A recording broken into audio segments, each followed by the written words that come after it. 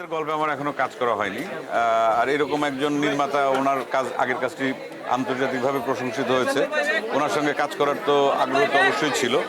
আর যেহেতু রবীন্দ্রনাথের গল্প, যদিও এটা সরাসরি রবীন্দ্রনাথের গল্প নিয়ে কাজ না, অ্যাডাপ্টেশন, বা যদি আমি বলি যে ইন্সপায়ার্ড বাই রবীন্দ্রনাথ, তা সেই হিসাবে এটা বর্তমান সময়ের সাথে মিলিয়ে গল্পটাকে সেইভাবে তৈরি করা।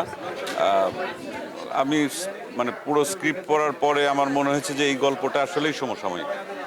কারণ আজ থেকে কত বছর আগে রবীন্দ্রনাথ শাস্ত্রী গল্পটি লিখেছিলেন, সেখান থেকে এত বছর পরে এসেও আমাদের মানে সোসাইটিতে এই রকম ঘটনা বলি বা এরকম চরিত্র বলি বা এরকম আমাদের কি বলবো মনস্তাত্ত্বিক জায়গায় আমরা এখনো রয়ে গেছি, সেটাই আর কি যে বোঝানো।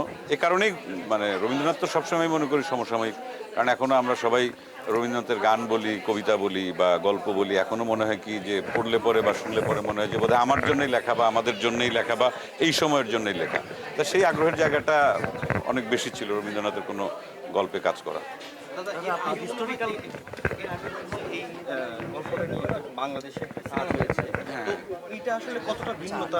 এটা ভিন্নতা বলতে সেটা তো হয়েছে একদম রবীন্দ্রনাথের সরাসরি শাস্তি গল্প অবলম্বনে সরাসরি, আর এটা তো তা না, এটা তো অ্যাডাপ্টেশন। এটা বর্তমান প্রেক্ষাপটে এটা নির্মাণ হবে। এই সোসাইটিতে কিভাবে আসলে এই গল্পটা এক্সিস্ট করে, শাস্তিটা, সেই জায়গা থেকে চরিত্রগুলোর নাম বলি বা স্পেস বলি, সব কিছুই বলি, টাইম স্পেস সব কিছুই আলাদা।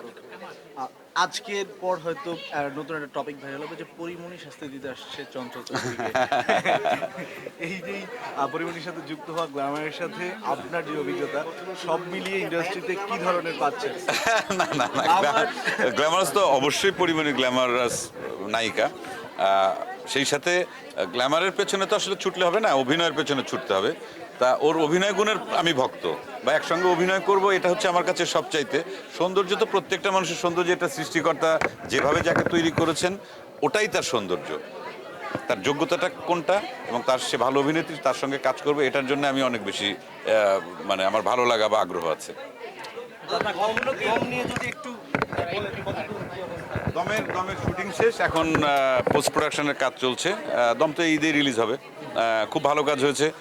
দেশের বাইরে মানে কাজাকস্তানে আমরা শুটিং করেছি, প্রচণ্ড মানে বিরূপ আবহাওয়ায়, মাইনাস টেম্পারেচারে, এবং মাইনাস মানে শুধু মাইনাস না, আমি এত মাইনাসে পৃথিবীর বিভিন্ন দেশে গিয়েছি, এত মাইনাস কখনো আমার সহ্য করতে হয়নি।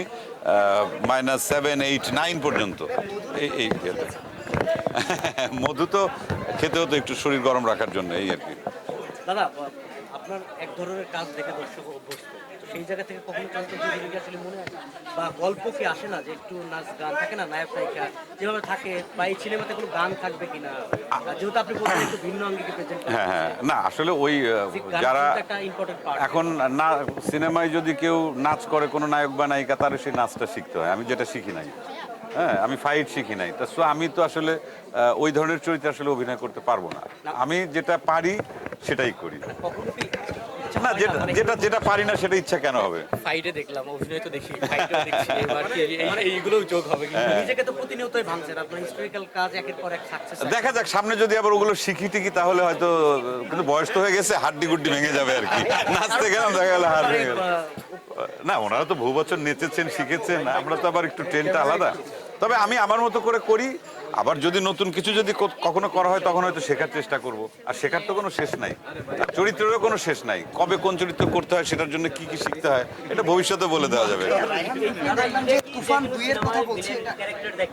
হ্যাঁ, আমার কাছে ভিলেন হিরো বলে কোনো কথা নেই, চরিত্র, যে চরিত্র দর্শককে বিনোদিত করবে, বিনোদন দেবে, দর্শক মজা পাবে সেই চরিত্র থেকে, সেই চরিত্র।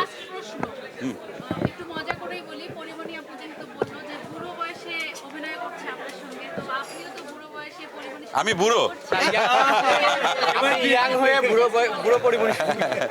না, অনেকদিন পরে আর কি, ওর সাথে হয়তো যতদিন ইন্ডাস্ট্রিতে কাজ করে, আমি অনেক বছর কাজ করছি ইন্ডাস্ট্রিতে, একসঙ্গে কাজ হচ্ছে অনেক পরে, এটাকেই ও আর কি বলেছে। আমাকে বুড়ো বলে নাই, বা আমি ওকে বলছি না যে ওর বয়স হয়েছে, আমাদের কাজের বয়স হয়েছে অনেক।